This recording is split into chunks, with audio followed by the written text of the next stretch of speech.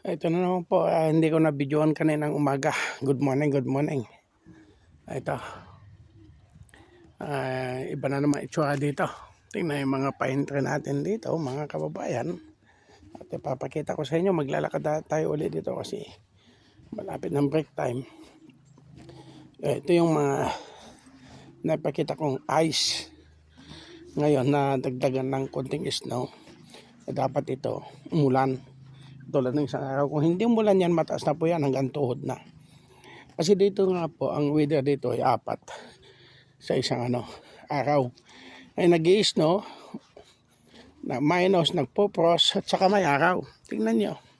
Tapos mamayang hapon po yan, sana ulan. Ganun yan, ulan. Pag umulan po yan, wash out yan. Ito yung mga daan ng mga ibon.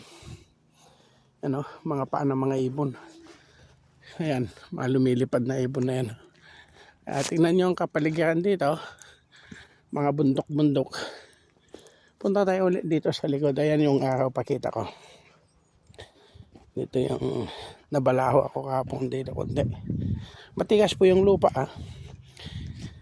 Matigas, maganda po yung ganito. Pros, tumigas po sila lahat. Ayan, yan po yung araw.